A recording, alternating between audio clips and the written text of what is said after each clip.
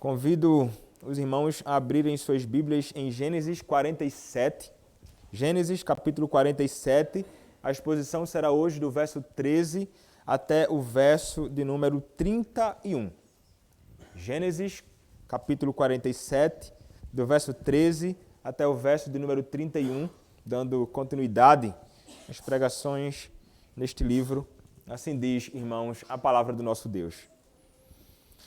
Não havia pão em toda a terra, porque a fome era muito severa, de maneira que desfalecia o povo do Egito e o povo de Canaã por causa da fome. Então José arrecadou todo o dinheiro que se achou na terra do Egito e na terra de Canaã, pelo cereal que compravam, e o recolheu à casa de Faraó. Tendo-se acabado, pois, o dinheiro na terra do Egito e na terra de Canaã, foram todos os egípcios a José e disseram: dá-nos pão, porque haveremos de morrer em tua presença, porquanto dinheiro nos falta. Respondeu José: se vos falta o dinheiro, trazei o vosso gado. Em troca do vosso gado eu vos suprirei. Então trouxeram o seu gado a José, e José lhes deu pão em troca de cavalos, de rebanhos, de gado e de jumentos, e os sustentou de pão aquele ano em troca do seu gado. Findo aquele ano, foram a José no ano próximo e lhe disseram: não ocultaremos a meu senhor que se acabou totalmente o dinheiro, e meu senhor já possui os animais. Nada mais nos resta diante de meu senhor, senão o nosso corpo e a nossa terra. Porque haveremos de perecer diante dos teus olhos, tanto nós como a nossa terra. Compra-nos a nós e a nossa terra a troco de pão, e nós e a nossa terra seremos escravos de Faraó. Dá-nos semente, para que vivamos e não morramos, e a terra não fique deserta. Assim comprou José toda a terra do Egito para Faraó, porque os egípcios venderam cada um o seu campo, porquanto a fome era extrema sobre eles, e a terra passou a ser de Faraó. Quanto ao povo, ele os escravizou de uma a outra extremidade da terra do Egito. Somente a terra dos sacerdotes não a comprou ele, pois os sacerdotes tinham porção de Faraó, e eles comiam a sua porção que Faraó lhes tinha dado, por isso não venderam a sua terra. Então disse José ao povo: eis que hoje vos comprei a vós outros e a vossa terra para Faraó. Aí tendes sementes, semeai a terra. Das colheitas dareis o quinto a Faraó, e as 4 partes serão vossas. E as 4 partes serão vossas para a semente do campo, e para o vosso mantimento e dos que estão em vossas casas, e para que comam as vossas crianças. Responderam eles: a vida nos tens dado. Achemos mercê perante meu senhor, e seremos escravos de Faraó. E José estabeleceu por lei, até o dia de hoje, que na terra do Egito tirasse Faraó o quinto, só a terra dos sacerdotes não ficou sendo de Faraó. Assim, habitou Israel na terra do Egito, na terra de Gósen. Nela tomaram possessão, e foram fecundos, e muitos se multiplicaram. Jacó viveu na terra do Egito 17 anos, de sorte que os dias de Jacó, os anos da sua vida, foram 147.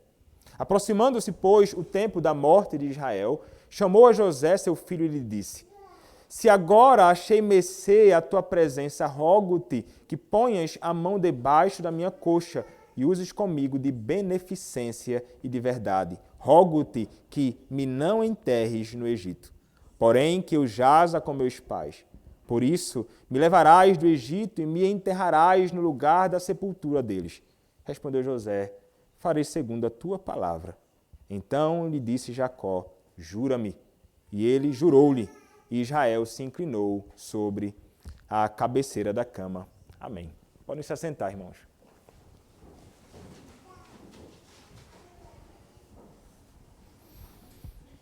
Vamos orar ao Senhor. Senhor, nosso Deus, Senhor, meu Deus, Senhor que fala através da palavra e fala com o povo, revelando assim a tua vontade. Nós pedimos a ti, ó Deus, e eu te peço neste momento que o Senhor se agrade de me usar neste momento, na pregação da Tua palavra, na exposição deste texto, que as Tuas verdades sejam explicadas com clareza, que a Tua verdade seja aplicada a nós, que possamos ser instruídos pelo Senhor. Ó Deus, usa-me, apesar das minhas fraquezas, que são muitas, das minhas limitações, das minhas debilidades, e fala, ó Deus, ao coração do Teu povo. Usa-me, ó Deus, com poder. Usa-me, ó Deus, no poder do Teu Santo Espírito, na proclamação da Tua palavra, que a Tua verdade seja pregada com intrepidez e ousadia. É que eu te peço, ó Deus bendito, em nome do Senhor e Salvador Jesus Cristo. Amém. Irmãos, na última exposição que nós tivemos a graça, a oportunidade de ouvir, nós pudemos contemplar como o Senhor tão bondosamente conduzindo a vida de José, bem como da sua família, seus irmãos e seu pai, conduziram eles agora, retirando-os de Canaã e conduzindo-os para o Egito, onde eles passariam a habitar ali durante um tempo. E nós vimos que, indo eles para lá, indo os irmãos de José, junto a seu pai Jacó, eles foram habitar numa terra chamada Terra de Gósen. E ali eles passaram a viver do seu gado, trabalhando com o trabalho que eles possuíam anteriormente, não é? Na terra de Canaã. E é interessante que eles foram conduzidos ali, era um desejo do próprio José que isso acontecesse, fora apresentado também como uma proposta do próprio faraó que eles ali ficassem e separados. E nós vimos que eles ficavam ali bem pertinho já na fronteira do Egito, próximo a Canaã. E a razão, certamente, é que na ocasião em que eles fossem libertos do Egito, eles poderiam então peregrinar com muita facilidade ali para a terra da promessa. Mas entendemos também que uma outra razão de estarem eles ali em Gósen não era somente porque era frutífero, mas porque eles também estariam separados dos povos perversos e pagãos, idólatras, que ainda viviam em Canaã e também estariam separados da união estranha que poderia haver com o povo do Egito. Havia até um complicador a mais. O povo do Egito não aprovava pessoas que trabalhavam com gado, trabalhando com gado. Então, eles abominavam esse tipo de trabalho. Então, mais uma razão que Deus colocou ali para que, em sua providência, aqueles homens não se associassem com os egípcios. E o Senhor, então, tenta, de alguma forma, através deste ato, preservar o seu povo ali naquele contexto. Vimos, então, como o povo de Deus é abençoado ali, e nós veremos isto de modo muito especial também nesse texto, e como também o próprio faraó é abençoado, nós vimos Jacó abençoando a faraó. Não é? Um servo abençoando um senhor. Mas Jacó estava fazendo exatamente aquilo que ele fora chamado para fazer, aquilo que o povo de Deus fora chamado para fazer. Nós fomos chamados, como nos diz Gênesis capítulo 12, a sermos uma bênção entre as nações. E era exatamente isto que Jacó estava exercendo ali naquele momento. Mas então nós chegamos agora a esta outra porção do capítulo de número 47, onde nós encontraremos algo muito interessante e, em certa medida, estranho para muitos acontecendo aqui. Nós veremos que no Egito, ali, enquanto eles habitavam, a fome ainda assolava aquele contexto, mas nós veremos que aqueles que lá habitavam e que eram cidadãos de origem daquele contexto, bem como povos de outras nações, estavam passando por grande necessidade. A fome realmente estava abatendo tanto que aquelas pessoas agora não tinham realmente como suprir as suas necessidades, senão recorrendo ao próprio José no Egito, que, como ordenado por Deus, estava ali armazenando tudo que eram grãos, cereais, para o mantimento durante aquele período de fome que era longo. E então o texto, no versículo 13, começa nos dizendo: não havia pão em toda a terra, porque a fome era muito severa, de maneira que desfalecia o povo do Egito e o povo de Canaã por causa da fome. Interessante que aqueles que habitavam na própria terra sofriam com isto e aqueles de Canaã, né? E aqui não é o povo de Deus. O povo de Deus peregrinou, está em Gósen, lembrem-se disto. Mas ainda na terra de Canaã haviam outros povos pagãos, perversos, que serão inimigos declarados, inclusive, do próprio povo de Deus posteriormente. Então, estes padeciam de grande fome, bem como o povo ali do próprio Egito. Antes tinham grande abundância, agora passam por grande necessidade. A fome era tão grande que é como se eles estivessem prestes a morrer, eles estivessem desfalecendo de fato de grande fraqueza. Eles estavam passando por uma situação que é verdadeiramente desconfortável. Era esta a condição do mundo àquela altura. E eles, ao perceberem aquilo, né, nós veremos mais à frente, que eles vão ter de tentar providenciar algo, né, para a sua própria subsistência, para que eles possam, então, viver.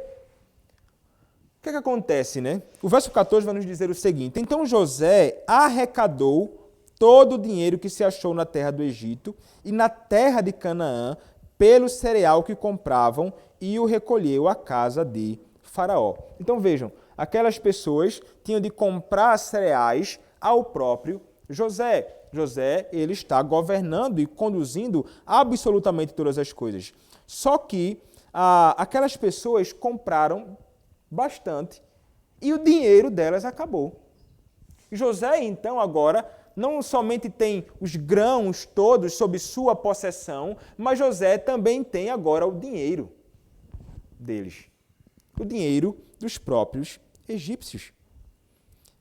E José, enfim, está fazendo o seu trabalho, né? Lembrem-se, ele aqui é uma autoridade agora. Ele é alguém que foi instituído por Deus como uma autoridade, como uma espécie de magistrado, né? Na condução e governo daquele mundo daqueles dias.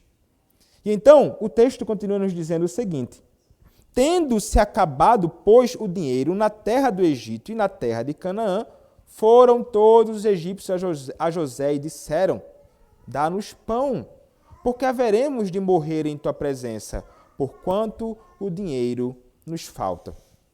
Então, agora eles realmente, numa questão de grande aperto, eles não tinham para onde recorrer para absolutamente nada, eles não tinham um tostão no bolso para conseguir comprar a menor porção de cereal possível. Eles vão apelar à bondade de José. Eles vão apelar a José e vão recorrer exatamente àquele que poderia sustentá-los e socorrê-los àquela altura. Eles até falam, né? Dá-nos pão, porque haveremos de morrer em tua presença. Eles sabem, ainda que eles façam esta pergunta tão dramática diante do próprio José, mas tratava-se de uma condição miserável real deles.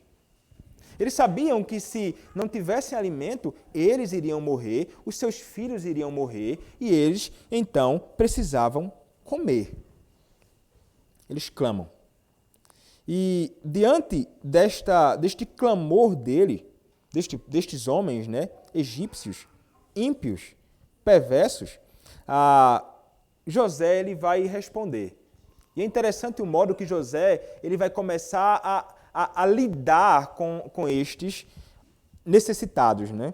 Ele vai dizer assim, verso 16, respondeu José: se vos falta o dinheiro, trazei o vosso gado, em troca do vosso gado eu vos suprirei. Verso 17, então trouxeram o seu gado a José, e José lhes deu pão em troca de cavalos, de rebanhos, de gado e de jumentos, e os sustentou de pão aquele ano em troca do seu gado. Então, essas pessoas têm uma necessidade, José tem aquilo que essas pessoas têm necessidade, e então agora ele vai negociar com estas pessoas. E alguém pode olhar para essa situação e pensar assim, mas puxa vida, que dureza é essa de José? Como pode ele, estando as pessoas passando por necessidade, tendo gasto todo o seu dinheiro, ele ainda exigir que essas pessoas deem algo em troca para poder suprir as suas necessidades? Mas nós não podemos ver assim, irmãos. Trata-se de um homem que está administrando uma terra, está administrando algo que não pertence a ele. Ele é, na verdade, alguém que está sujeito ao próprio faraó, ainda que tenha esta autoridade, e ele então deve negociar para a boa administração das coisas, para que se tenha rendimento e riquezas ali naquele contexto. Então ele não está fazendo, na verdade, nada que seja absolutamente contrário ou estranho à postura de um homem honesto e justo. Nós veremos mais à frente como José está agindo com justiça nos negócios. E outra coisa, esse tipo de serviço, de troca, era algo muito comum naquele contexto. E naqueles dias os homens estavam sempre envolvidos em, quando havia grande necessidade para eles, dispostos não somente a dar tudo o que possuíam, mas, como veremos mais à frente, até mesmo dispostos a entregar a sua própria vida para que eles possam ter o recurso que eles necessitam para viver. Então, eles estão dispostos a entregar a sua própria força de trabalho para que, então, eles possam ser sustentados com alimento. E nós vemos aqui, então, que ele propõe isto para eles e eles prontamente entregam para José tudo o que possuem e José, como administrador justo, vai alimentar aquelas pessoas com pão aquele ano inteiro. Então veja que José, ele não é como muitos que, na sua malícia e no seu engano, tentam tomar as coisas das pessoas que são seus subordinados, porque José aqui é uma autoridade sobre o Egito. Ele não toma deles e então fica alimentando eles com a migalha ou na miséria, ou não age, ou não deixa eles sem alimento. Não, ele vai providenciar exatamente tudo aquilo que eles precisam. O que é que vocês precisam? Precisamos de alimento. Vocês não têm alimento nem para sustentar o gado e o animal de vocês, eu vou pegar o gado, sustentarei o gado, que será nosso, e vocês terão alimento sobre a sua mesa. Então ele está agindo de modo adequado, devido, como alguém que, com sabedoria, está regendo uma nação muito grande e assistindo aqueles que têm necessidade. Então, eles está nesse processo, né? Mas vamos ver o que vai acontecer mais à frente, porque esta necessidade ela vai se tornando cada vez mais extrema e uma necessidade mais extrema para o alcance de recursos é revelada. O texto vai nos dizer assim, verso 18. Findo aquele ano, foram a José no ano próximo e lhe disseram, não ocultaremos a meu senhor que se acabou totalmente o dinheiro. O meu senhor já possui os animais. Nada mais nos resta diante de meu senhor, senão o nosso corpo e a nossa terra. Então, notem, né? Eles como que estivessem meio constrangidos, mas a necessidade os conduz a se dirigir a ele, eles vão dizer, nós não temos dinheiro, não nos resta mais nada senão o nosso corpo e o que nós possuímos, que é a nossa própria terra. Então, eles apresentam isto para o próprio José. Por que haveremos, mais uma vez, eles reforçam, verso 19, de perecer diante dos teus olhos, tanto nós como a nossa terra? Eles, então, propõem. Eles vão dizer assim, compra-nos a nós e a nossa terra a troco de pão, e nós e a nossa terra seremos escravos de Faraó. Dá-nos semente, para que vivamos e não morramos, e a terra não fique deserta. Então, vejam só, eles vão apresentar a proposta deles. Eles vão dizer, olha, tem a nossa terra, tem o nosso próprio corpo, leva-nos como escravos de você, em troco de quê? Eles querem, em troca disso, o pão. Eles querem o alimento, como falei anteriormente. naqueles dias, estas pessoas estavam dispostas, de fato, a sacrificar e entregar, de certa medida, a sua liberdade ou entregar o seu trabalho, a sua força braçal para, então, que pudessem ser sustentados. E é interessante, não é? Ele vai nos dizer assim: dá-nos semente para que vivamos e não morramos e a terra não fique deserta. Então, é interessante que eles vão pedir o socorro, eles vão dar algo em troca e vão receber algo em troca daquilo que deram, mas eles querem também semente, eles querem grãos, eles querem algo para então trabalhar com a terra. É muito interessante isto, porque eles não vão se colocar aqui como pessoas que se colocam entregues a alguém e dizem assim: não, então vamos ficar sem fazer absolutamente nada. Eles se dispõem a trabalhar na terra, com semente, com grãos que lhes fossem dados. Então, percebam que estas pessoas, os egípcios aqui, nós estamos pensando neles, eles se revelam como pessoas grandemente dispostas a trabalhar e trabalhar duro. Então, dá-nos a semente. Dá-nos algo para que possamos produzir na terra, ali naquele contexto. Não há uma indisposição, não há uma preguiça, há uma necessidade, mas ainda em meio à necessidade, eles estão se dispondo a trabalhar em sujeição ao próprio José no Egito. Não fica se encostando em ninguém, não. Então, perceba isto, né? Porque quando nós olhamos para o contexto em que nós vivemos, irmãos, o que nós mais encontramos são pessoas que, diante de um governo, diante de um magistrado, diante do Estado, desejam de todas as formas se beneficiar de algo que o Estado pode promover e querem, de alguma forma, somente serem beneficiados e, de forma alguma, estão dispostos a trabalhar com as próprias mãos para produzir e fazer algo que seja útil. Querem apenas benefícios e mais benefícios. Você vai ver isto aí sendo entregue e promovido por partidos que nós chamamos de esquerda e que estão interessados em fazer com que essas pessoas recebam algum tipo de benefício do governo e então essas pessoas ficam preguiçosas. Já viu por aí? Tem um bocado de preguiçoso bebendo então do governo, para então se beneficiar daquilo que eles podem entregar como magistrados e não estão nem um pouco dispostos a trabalhar e trabalhar duro. Se você for dar para muitos aí uma enxada para ele trabalhar, ele vai dizer: meu amigo, eu vou fazer o quê? Qual a necessidade se eu sou tão assistido e beneficiado pelo governo? Aqui perto você vê em muitos, aqui no Pará. No Nordeste, cansei de ver. É Bolsa Família, é chapéu de palha, é carinhoso. Você sabe nem o que é isso, né? Chapéu de palha para o pessoal que trabalha na zona rural. Então, vamos aqui, toma o benefício do governo. Volta nos partidos de esquerda depois. Aí, carinhoso, mulheres grávidas, toma aqui o benefício. Bolsa Família, toma. Eu vi a gente chegar de carro, que eu pensaria assim, é um empresário. A mulher entrando assim, não, essa pessoa deve ser recebendo Bolsa Família. Eu ficava assim, como assim? Quando eu trabalhei na Caixa Econômica lá em São Lourenço da Mata, no Nordeste. E você vai ver assim, muitos, de fato, não estão dispostos a trabalhar e trabalhar diligentemente, fazer com as próprias mãos aquilo que é trabalho e então ser sustentados através do seu trabalho diligente. Não, muito pelo contrário. Estão muito dispostos a alimentar a sua preguiça. Simplesmente. Isso é estranho quando nós olhamos para um ímpio fazer algo desta natureza, mas para um crente é ainda pior.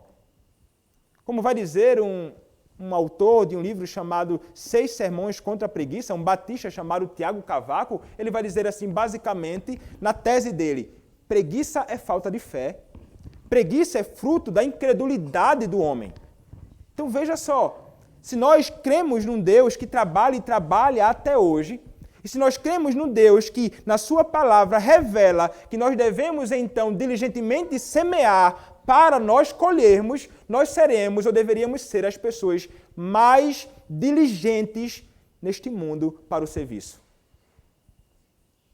E não ficar procurando ser alimentado pelo Estado. Não é papel do Estado alimentar absolutamente ninguém nesse sentido. O socorro para aqueles que necessitam deveria, na realidade, vir da igreja. E não deveríamos ficar promovendo o Estado tentando ficar alimentando ninguém desta forma. O papel do Estado, além de agir como uma espécie de moderador de esferas que estão sob a sua sujeição, é punir o mal e promover o bem. A promover, então, o incentivo à riqueza, ao trabalho e coisas desta natureza, dando às pessoas ferramentas, acesso, enfim, para que eles possam, então, trabalhar e produzir com o seu próprio suor. Essas pessoas aqui, nós veremos, elas têm liberdade para isto, para trabalhar, ainda que estejam em sujeição ao magistrado, naquela altura, entregando-se a ele como escravos. Nós vimos essa palavra sendo usada aqui, e eles vão dizer que sejamos escravos do Senhor. O que é que José faz diante disso? O texto nos diz, verso 20. Assim comprou José toda a terra do Egito para Faraó, porque os egípcios venderam cada um o seu campo, porquanto a fome era extrema sobre eles, e a terra passou a ser de Faraó. Quanto ao povo, ele os escravizou de uma a outra extremidade da terra. Escravizou. A gente fica pensando, como assim? José escravizou as pessoas? Que doideira é essa, pastor? Como assim alguém escravizar alguém? Sobretudo quando nós pensamos na ideia de escravos, né, que existiam no Brasil e em outros lugares por aí, que eram motivadas em sua grande maioria por questões étnicas e outras razões também, que nós olhamos e entendemos de fato. Trata-se de um tipo de escravidão que é totalmente contrária e estranha ao tipo de escravidão que nós encontramos na Escritura Sagrada. Há um tipo de escravidão que nós podemos chamar de escravidão bíblica aqui.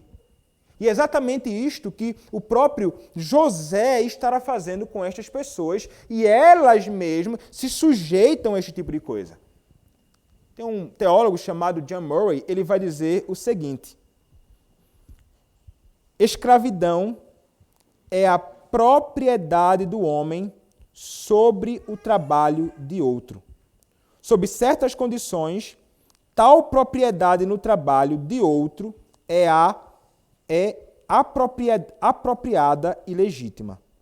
Acaso vamos dizer que é impróprio o credor ter propriedade no trabalho do devedor até que a dívida seja paga? Escravidão é a propriedade do homem sobre o trabalho do outro.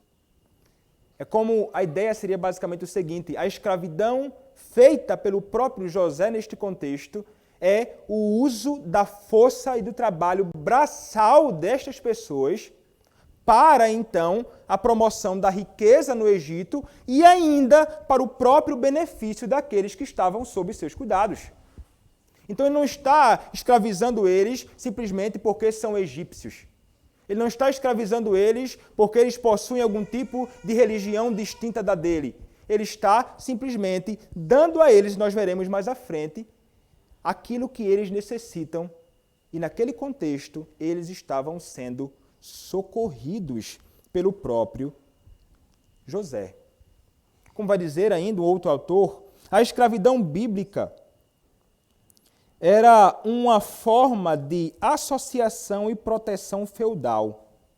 O roubo de homens para propósitos de venda era estritamente proibido pela lei, de forma que aquilo que é popularmente conhecido como escravidão era crime hediondo.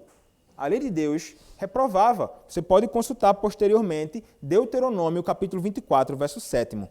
E Paulo reafirmou essa condenação e associou os roubadores de homens com os devassos, homossexuais, mentirosos, pejuros e hereges. Você pode ver isso, a reprovação do roubo, do rapto, em 1 Timóteo, capítulo 1, verso 10. A menos que o fugitivo fosse um ladrão, um escravo poderia deixar a casa do seu senhor e poderia permanecer legalmente com qualquer pessoa em cuja casa ele tomasse refúgio, como nos ensina também Deuteronômio capítulo 23, verso 15 e 16. O escravo tinha que ser tratado com respeito e cuidado. Nós vamos ver aqui, Levítico capítulo 25, a partir do verso número 29. E o princípio bíblico: digno é o obreiro do seu salário, não é limitado somente ao trabalho livre. Ele aplica-se a todos, escravos e livres. Interessante isto. O tipo de escravidão que nós encontramos na Escritura é de fato distinto. De maneira similar, então, dirá outro, no Antigo Testamento, as leis israelitas libertavam os escravos a cada 7 anos. Isso está lá em Êxodo capítulo 21, verso 2. Ordenavam a pena de morte para sequestradores, Êxodo capítulo 21, verso 16, e geralmente buscavam limitar a instituição a fim de proteger o escravo. Além disso, a escravidão geralmente não era instituída por raça, mas por circunstância e situação econômica, como no caso de estrangeiros e devedores, entre outros. Então, haviam muitos que se colocavam, então, como escravos, a fim, então, de pagar uma dívida. E a dívida dele era paga através do seu trabalho, através da força, da obra destas pessoas. Então, haviam leis que salvaguardavam a segurança, a integridade do próprio escravo. Então, o escravo, naquela altura do campeonato, era uma espécie de servo ou uma espécie de pessoa que fora contratada para um serviço. Então, o que acontece com eles neste momento aqui? Eles são contratados para um serviço na terra, a terra esta que fora arrendada. Eles vão trabalhar na terra, nós veremos aqui, e eles vão ter de pagar um valor àquele que é o seu patrão. Como muito faz por aqui. Você tem a terra, você empresta, outra pessoa vai lá então e produz na terra e você tem que pagar um valor para essa pessoa. É exatamente isso que nós veremos acontecendo aqui também. Então não se trata de perversidade por parte de José. Aqueles homens se dispõem a isto e José então trabalha com eles desta forma. Agora, essas pessoas são escravos de Faraó.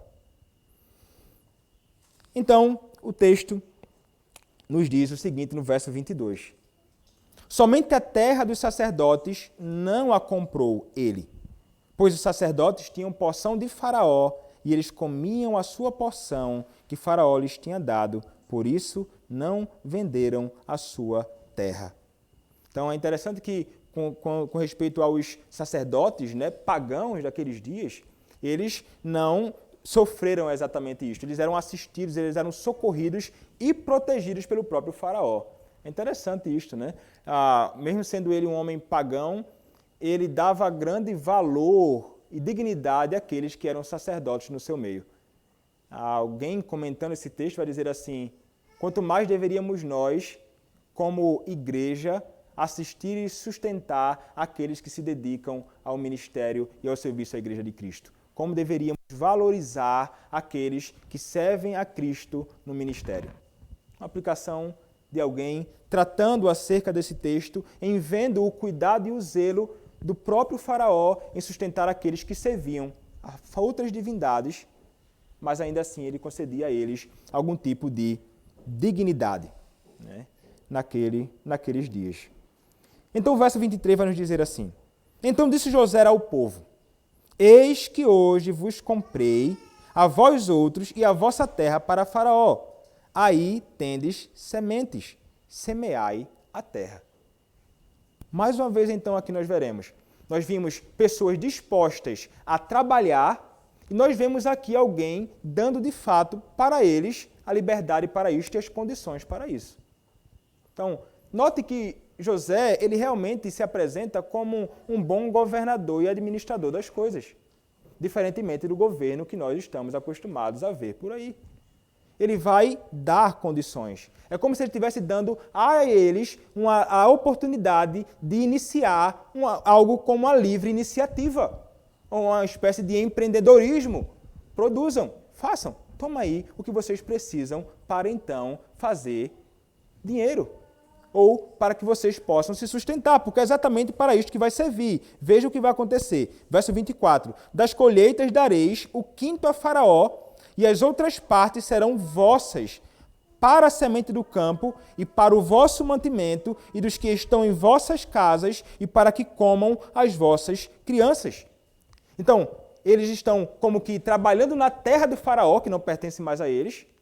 Eles vão ter de pagar um valor a Faraó pelo que produzem, mas vão ficar com a maior parte disso. O que acontece aqui? José, ele vai se revelar como alguém muito generoso aqui, viu, irmãos? O que acontece nesse momento e o que acontecia neste contexto?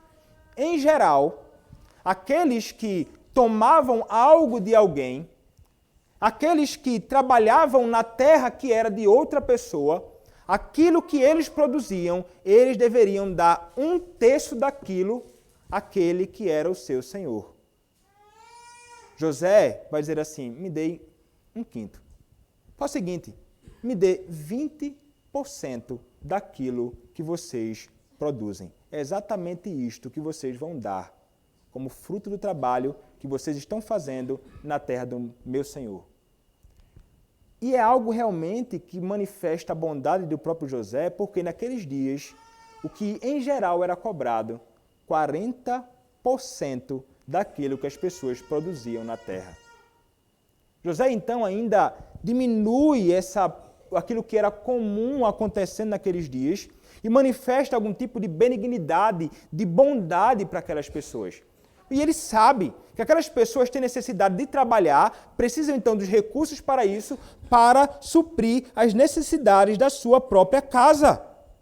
Então eles têm a semente do campo para quê? Para o vosso mantimento e dos que estão em vossas casas e para que comam as vossas crianças. Notem então o coração atento do próprio José às necessidades de uma família que tem marido, provavelmente mulher e os seus filhos.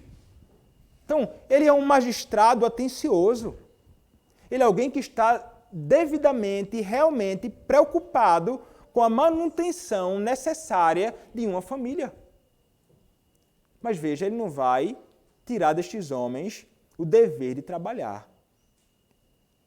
Como devemos incentivar? Como devemos promover sempre este tipo de pensamento bíblico na cabeça dos filhos? Porque é exatamente assim que eles vão então ter o sustento da sua casa. É trabalhando. Não é isso que nos diz o salmista? Salmo 128. Bem-aventurado aquele que teme ao Senhor e anda nos seus caminhos. Do trabalho de tuas mãos comerás. Feliz serás e tudo te irá bem. Tua esposa no interior da tua casa será como a videira frutífera, teus filhos como rebentos da oliveira à roda da tua mesa, eis como será abençoado o homem que teme ao Senhor. O Senhor te abençoe desde Sião, para que vejas a prosperidade de Jerusalém durante os dias de tua vida, vejas os filhos de teus filhos, paz sobre Israel. Quem é aquele que é bem-aventurado? É um homem que teme ao Senhor. Ele vai dizer, eis o homem. Como será abençoado o homem? Ele vai falar mais à frente. É de fato alguém que teme a Deus, por temer a Deus, ele vai trabalhar. Trabalhar duro. De segunda a sábado. Duro. Fazendo o seu dever, assumindo a sua responsabilidade. E então ele vai poder, então, suprir as necessidades da sua casa. E Deus ainda vai abençoar este homem com esposa, com alegria no trabalho, com prosperidade no sentido de filhos, que terão filhos e que serão uma grande bênção para a igreja do nosso Senhor Jesus Cristo. Então, a ideia de trabalho é algo próprio. Semeie é justamente aquilo que vai acontecer até em Gênesis, né? lá atrás. Que o homem deveria, então, cultivar a terra. Ele deveria trabalhar de fato. Isso envolve um mandato nosso, cultural. Quando nós não ficamos com preguiça, deitados na nossa rede, com as pernas para cima, sem fazer absolutamente nada, esperando como que um maná cair do céu. Não existe isso. Aconteceu no passado com o povo de Deus, não espere que isso aconteça com você. Então você, jovem, deve olhar para o exemplo de muitos aqui que nós vemos trabalhando e trabalhando duro e veja isso como algo bom. Não pense que o trabalho é algo ruim. Não pense jamais que o trabalho é algo que é fruto do pecado cometido em Adão. E agora eu tenho que trabalhar por causa do pecado de Adão. O trabalho sempre existiu. Adão cultivava e guardava o jardim antes da queda. É uma ordenança do mandato cultural. Não é fruto do pecado. Pecado é você ficar dizendo que não vai fazer as coisas que deve fazer. E ainda dizendo que isso é fruto do pecado. É seu pecado particular. E você então deve fazer o que deve ser feito diligentemente para que a sua família possa ser bem assistida. Sua esposa possa ter o alimento necessário. Eu não estou falando em abundância e ter as coisas melhores. Não. O que é necessário no lar. É você homem, é você jovem, garoto, quando tiver a sua casa, a sua família, é você que vai ter de prover para a sua casa. O que é necessário. Então aqui nós vemos pessoas dispostas a trabalhar e a seguir com o trabalho numa terra que é de outro e também um magistrado bom, que está promovendo o bem, que trata-se de um dever também do magistrado. Promover o bem na vida daqueles que estão sob os seus cuidados. E notem então que essa bondade de José é tão evidente que o tipo de escravidão que ele coloca aquelas pessoas não é o tipo de escravidão que nós ouvimos falar por aí, que as pessoas vão manifestar com seus próprios lábios gratidão ao próprio José. Olha o que diz ao verso 25. Responderam eles: a vida nos tens dado. Achemos mercê perante meu Senhor e seremos escravos de Faraó. Então veja, a vida nos tens dado. Você acha que um escravo, daqueles que realmente sofreram por aí, não somente branco com negro, mas negro escravizando negro, que aconteceu em diversos lugares, frequentemente, diriam isto: a vida tu nos tens dado? Nunca, jamais. Mas eles olham aqui para o próprio José e pensam assim: este homem se levantou como providência de Deus, ainda que eles não falem isto, mas providência de Deus para nos sustentar. E nós só não morremos porque ele nos socorreu. Então notem aqui que José, ele está de fato no meio do Egito, ainda assim, sendo a grande bênção para aqueles que estão ao seu redor. Uma grande bênção para povos de outras nações. E ele se torna alguém grandemente admirado e como alguém que socorre aqueles que estão em necessidade. Então, a ação justa de José, as coisas bem ponderadas e ajustadas de José, no socorro a eles, é uma manifestação de bondade e da vida que eles receberam. Isso é grandemente admirável, irmãos. Nós contemplarmos como que uma manifestação de um coração grato de pessoas que foram socorridas em sua necessidade. Foi para que se salvasse muita gente, de fato, que José foi para o Egito. Do seu povo e também de outras nações ali. Então eu acho que esse texto aqui, este verso, é um verso muito claro para que jamais pensemos que José agiu como um déspota. Não. Ele não agiu como um déspota, ele não agiu como um homem perverso, ele não agiu com vaidade, ele não agiu com orgulho, ele não agiu com egoísmo, muito pelo contrário.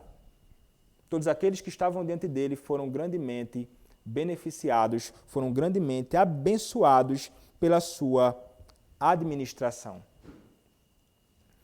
Mas é interessante como Deus concedeu a este jovem, José, tanta sabedoria para guiar tudo isto. Porque, irmão, José, ele se mostra aqui, a esta altura, como um bom administrador daquilo que fora confiado a ele. ele conhece a Deus. Ele fora, durante toda a sua caminhada, moldado e aperfeiçoado pelo próprio Deus. Deus concedeu a este homem sabedoria para guiar tudo aquilo, a ponto dele ser uma bênção para aqueles que estão ao seu redor, com aquilo que foi colocado em suas mãos. Como é necessário, né? Pensando sobre isto, né? Sobre aquilo que é colocado em nossas mãos, sobre a nossa administração, para o bem daqueles que estão ao nosso redor, seja ele quem for, até mesmo o ímpio.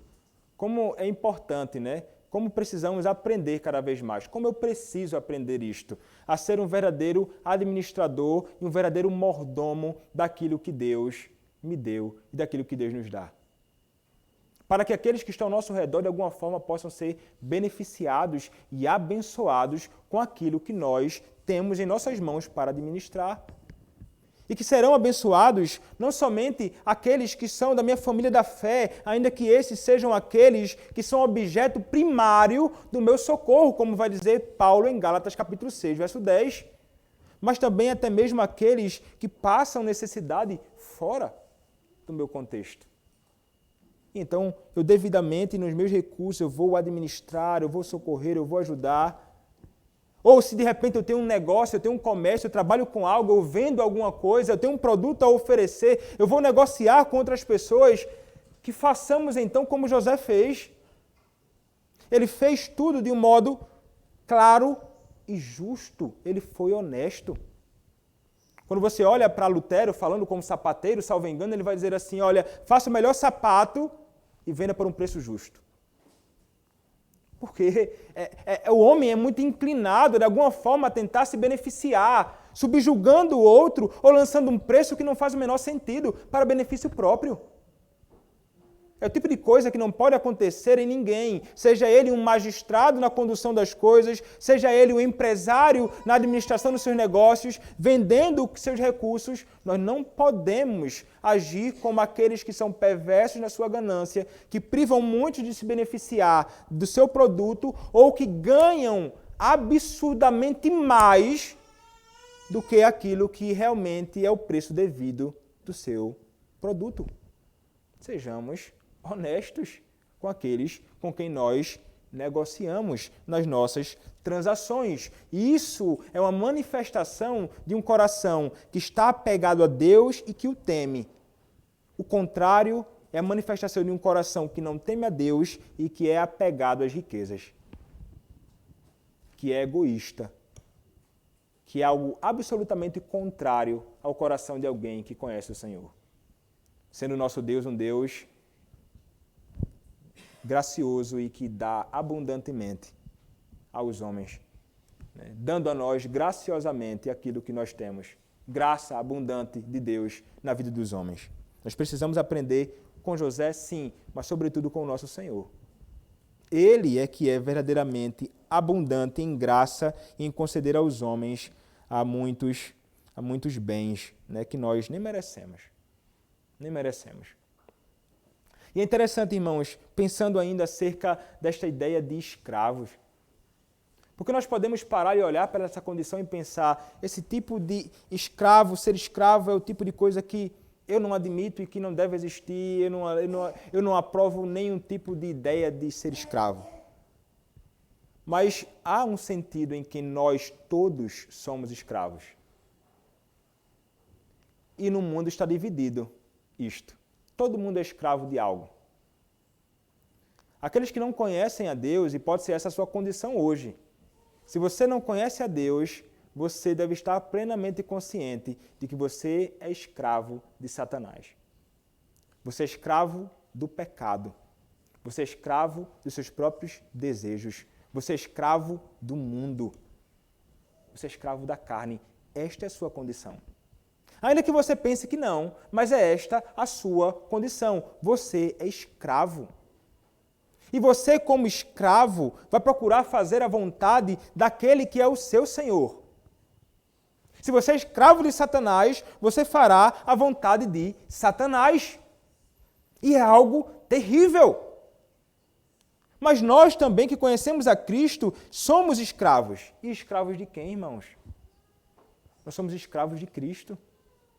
E isto deveria trazer para nós de grande alegria. Está aí um tipo de escravo que nós deveríamos dizer assim, eu quero esse tipo de escravo, eu quero ser. E se haver este Senhor como escravo dele, eu quero servir. Porque é isso exatamente que nós somos. Alguns textos na Escritura vão nos falar acerca disso. Você pode olhar, por exemplo, para 1 aos Coríntios, capítulo 7, verso de número 22. 1 aos Coríntios, capítulo 7, verso de número 22. A palavra nos diz assim: porque o que foi chamado no Senhor, sendo escravo, é liberto do Senhor. Semelhantemente, o que foi chamado, sendo livre, é escravo de Cristo. Ainda em outro texto, Efésios capítulo 6, verso 6, a palavra nos diz o seguinte, apontando ali, mais uma vez, para a ideia de que nós somos escravos de Cristo, nos diz assim a palavra: não servindo à vista como para agradar a homens, mas como servos de Cristo, fazendo de coração a vontade de Deus. Um outro texto, Romanos, capítulo 6, verso de número 22. A palavra do nosso Senhor nos diz o seguinte: agora, porém, libertados do pecado, transformados em servos de Deus, escravos de Deus. Esta é a ideia do texto. E o apóstolo Paulo, ele tinha desejo e ele se considerava como um verdadeiro escravo do Senhor. Ele vai nos dizer assim, Romanos 1, verso 1, Paulo, servo de Jesus Cristo, ou Paulo, escravo de Jesus Cristo, chamado para ser apóstolo, separado para o Evangelho de Deus. E uma série de outros textos, irmãos, que falam sobre a ideia de que aqueles que foram salvos por Deus em Cristo são escravos de Cristo. São escravos de Cristo. Há pouco falei aqui de uma ilustração, e vocês talvez se recordem, de uma mulher que foi comprada por um homem de grandes posses, e então ele comprou ela, que estava sendo vendida num leilão, e ela, sendo comprada por ele, ela se sente como que ofendida por aquilo, e ele leva ela no cartório, vai querer dar carta de liberdade para ela, aquela mulher cospe no seu rosto, ele sem entender, mas por que você está fazendo isso? Aqui estão as suas cartas para a liberdade, ela cospe no seu rosto, ela limpa o seu rosto, e ele diz, você não está entendendo? Eu estou libertando você, você está livre agora para viver.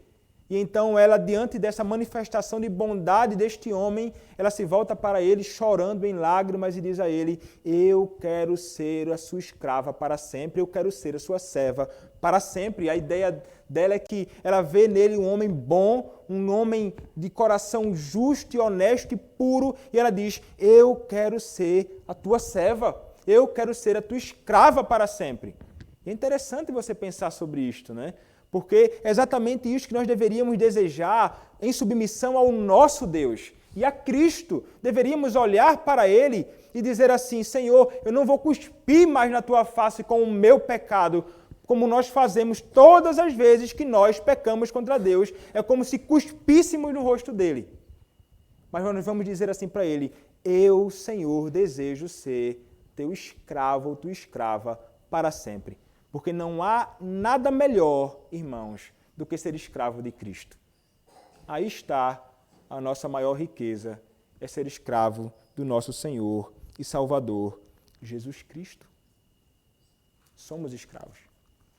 Louvado seja Deus por sua graça em nos colocar nesta condição. Mas então o texto continua. E agora, irmãos, no finalzinho, nós veremos que em meio à terra do Egito, enquanto aqueles que eram cidadãos dali passavam por necessidade e estavam sendo subjugados, o povo de Deus encontrava prosperidade, preservação, conforto, consolo, sustento. É interessante. Verso 27 nos diz, assim habitou Israel na terra do Egito, na terra de Gósen. Nela tomaram possessão e foram fecundos e muito se multiplicaram. Vejam só, está lá Israel, o povo, subiram 70, estão na terra do Egito, desfrutam ali naquela terra próspera, têm possessão, a terra então passa a ser deles e eles são fecundos. Começam a praticar e de fato fazer aquilo que for ordenado anteriormente na criação, inclusive em Gênesis capítulo 1, versos 26 e 27, sobre serem fecundos, multiplicai-vos e encher a terra, e é uma ordenança que passa pelos pais. E então os filhos de Jacó, Israel, eles estão então fazendo com que isso de fato aconteça. Nós veremos mais tarde, quando esse povo sair do Egito, é um número muito grande que até o outro faraó que vai chegar vai olhar assim, opa, peraí, esse povo é muito grande e muito forte, vai dar problema para a gente aqui esse negócio. Notem que realmente eles vão fazer com que isto de fato aconteça. O Senhor abençoando eles com filhos. Bênção. Prosperidade do Senhor no Egito. Lembrem-se, no Egito, numa terra que não era deles. Verso 28 vai nos dizer ainda. Jacó viveu na terra do Egito 17 anos. De sorte que os dias de Jacó, os anos da sua vida, foram 147. Interessante, né? 17. Justamente o mesmo número correspondente ao número de dias, ou melhor, de anos, que José viveu sob os cuidados do próprio Jacó. Jacó conseguiu cuidar de José na sua casa até os 17 anos, depois José, ele é lançado no Egito. Agora está Jacó no Egito, sendo socorrido e cuidado pelo seu filho por 17 anos. Interessante isso. E ele está ali desfrutando, e este homem vai morrer, vai viver até os seus 147 anos, nos diz a Escritura Sagrada. Viveu um bocado. Ainda que ele tenha dito anteriormente, não vivi os mesmos dias que meus pais viveram. Maus são os dias da minha peregrinação, né? Na minha vida, né? Aqui nesta terra. Então o verso 28 vai nos dizer assim, 29. Aproximando-se, pois, o tempo da morte de Israel, chamou a José, seu filho, e lhe disse, se agora achei merecer a tua presença, rogo-te que ponhas a mão debaixo da minha coxa e uses comigo de beneficência e de verdade. Rogo-te que me não enterres no Egito. Então, aqui no fim da sua vida, né, o próprio Jacó ele tem um desejo. Ele está perto da sua morte. Ele vai então chamar o seu filho amado, né, o seu filho mais querido, José. E ele vai então clamar a José, fazendo a José um pedido a ele. E ele vai chamar José a fazer esse pedido com a mão debaixo da coxa dele. Trata-se de um juramento. Naqueles dias era feito assim, próximo ou, como alguns vão dizer, com as mãos sob um órgão genital masculino. E trata-se aqui de um juramento. É como quando muitos juram por aí com a mão na Bíblia. Um juramento para nunca desfazer aquilo. Ele vai dizer, coloque a mão sobre a minha coxa. Faça esse juramento. E a razão, irmãos, de ser próximo ou sob o órgão é porque é ali a ideia de fertilidade, né? O povo de Deus, fértil, muitos filhos, nação próspera, coisa grande. E então era dessa forma que funcionava naqueles dias. Então ele roga que ele faça isso, que ele seja socorrido. Rogo-te. Qual o pedido dele? Que não me enterres no Egito. Que não me enterres aqui. Porém, que eu jaza com meus pais. Por isso, me levarás do Egito e me enterrarás no lugar da sepultura deles. Respondeu José, farei segundo a tua palavra. Então lhe disse Jacó, jura-me. E ele jurou-lhe. E Israel se inclinou sobre a cabeceira da cama. Interessante. Jacó, antes, um homem grandemente ganancioso. Jacó, um grande enganador. O desejo dele é, eu quero ir para a minha terra. Eu quero ir para Canaã, de onde eu não queria sair. Eu não quero, José, as riquezas do Egito. Eu não quero, José, permanecer no Egito. Por que, José? Porque eu sou um peregrino. Você deve se recordar, são os dias da minha peregrinação. Ele sabe, e esta ação de Jacó em dizer, eu desejo voltar para Canaã, é a demonstração da fé deste homem e da rejeição dele de viver em uma terra que não é a terra da promessa. Ele deseja cumprir a vontade de Deus e deseja então, com fé, ser conduzido à terra da promessa, onde é a sua habitação. Então ele revela um coração obediente, ele revela um coração também que possui grande fé nas promessas do seu Deus. E ele é um peregrino que está subindo para Canaã. E é interessante que a ideia de sair do Egito para ir até Canaã é essa ideia de subir numa peregrinação para Canaã. O Egito ficava embaixo, Canaã ficava aqui em cima. Eles vão subir para Canaã. Este é o desejo de Jacó. Cumprir a vontade de Deus, e ele se apega então à fidelidade de Deus, às suas promessas, que diz que vai conduzir o seu povo para lá. Deus havia dito para ele, você vai, eu vou te levar, eu vou te proteger lá, Jacó, e vou te trazer de volta. Jacó aqui, ele vai então inclinar a sua cabeça na cabeceira da cama. O que muitos vão dizer aqui, o que acontece aqui é adoração. O que vão dizer alguns comentaristas, entre eles o próprio João Calvino, ele vai dizer que ele vai se inclinar ali adorando. Calvino diz assim, lemos que ele adorou apoiado na cabeceira de seu leito, porque visto que estava totalmente impossibilitado de erguer-se do seu leito, no qual jazia deitado, se colocou com uma solene postura, na atitude de alguém que estava orando. O mesmo se registra de Davi, em 1 Reis, capítulo 1, verso 47, quando, havendo obtido seu último desejo, celebra a graça de Deus. Qual é o meu último desejo agora? O último desejo de Jacó é ir para a minha terra. E ele então se prostra, ele adora, ele celebra, ele dá graças a Deus pela bondade de Deus na condução, preservação e cumprimento das suas palavras como um Deus que é um Deus verdadeiramente fiel. Um Deus que realmente preserva o seu povo. E é isso, irmãos, que é destacado aqui. E ele vai celebrar a Deus por isso. Porque Deus, mesmo estando eles na terra do Egito, fez com que eles fossem prósperos. Mesmo numa nação que não era a sua nação, pudessem então ser guardados dos seus inimigos. E é isto, irmãos, que ele faz desde o passado. E esta é a verdade e a realidade de Deus para com a sua igreja hoje, ou não é?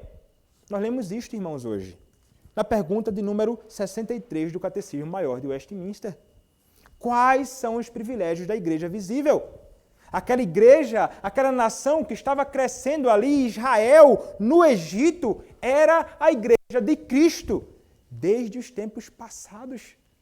Povo do Senhor, que estava também sob seus cuidados, então o nosso padrão vai dizer, a igreja visível tem o privilégio de estar sob o cuidado e governo especial de Deus, de ser protegida e preservada em todos os tempos, não obstante a oposição de todos os inimigos. Este é o ponto que eu quero destacar. Em todos os tempos, a igreja visível do Senhor Jesus Cristo está sob os seus cuidados e governo especial. Deus, irmãos, cuida de um modo muito especial do seu povo. É diferente do modo que ele trata com as outras nações. Isso fica evidente aqui no texto que nós acabamos de pregar, de ouvir.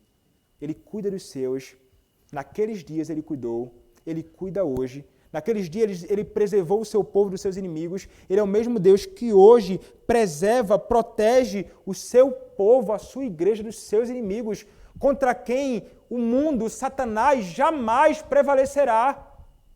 A igreja do Senhor Deus permanecerá de pé sempre, em meio à oposição do mundo. Você pode ter certeza disto, porque quem declara isto não é o pastor Rafael, não é simplesmente os padrões de Westminster, não é a fé reformada, é a própria Escritura Sagrada. Ele é o preservador, Ele é o sustentador de cada um de nós. E não poderíamos estar em melhor mãos, irmãos. Não poderíamos estar sob o cuidado de homem melhor. Não há ninguém melhor do que o Deus que cuida de mim e de ti. Este é o nosso Senhor. Nós podemos descansar nos seus cuidados. Ainda que o mundo se levante com todas as suas armas para destruir o seu povo, nós seremos aqueles que confiam no Senhor. Ainda que os inimigos tentem roubar de nós aquilo que nós tanto amamos, o culto a Deus, a adoração a Deus, a palavra do nosso Senhor, a comunhão dos santos, nós iremos confiar no nosso Deus, porque Ele tem cuidado de nós. O que nós sabemos é que a Igreja de Cristo, ela avançará.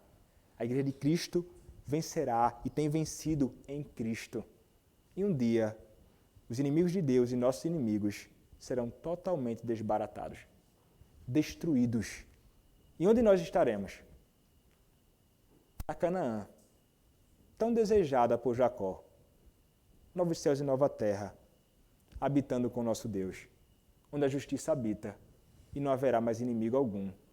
Existirá apenas, irmãos, deleite e alegria perpetuamente. Isso é o que a palavra do nosso Deus nos garante e é isso que nós desfrutaremos em Cristo. Portanto, irmãos, louvado seja o nome do nosso Senhor. Louvemos como louvou Jacó a Deus por sua graça. Amém. Vamos orar, irmãos. Senhor, nosso Deus, te louvamos por tua bondade e por tua graça. Te louvamos por tua palavra. Te louvamos, Senhor, porque tu tens sido gracioso conosco e tens falado conosco através da tua palavra. Ó Deus, continua, ó Deus, sendo o nosso sustento, guardando-nos, provendo para o teu povo, guardando-nos do mal, do pecado, do mundo, sob os teus cuidados, Senhor. Tem piedade de nós. E ajuda-nos, Pai, a sermos servos teus dirigentes e que possuem corações cheios de gratidão a ti por teu cuidado e provisão especiais sobre o teu povo. É o que te pedimos, ó Deus, em nome do nosso Senhor e Salvador Jesus Cristo. Amém.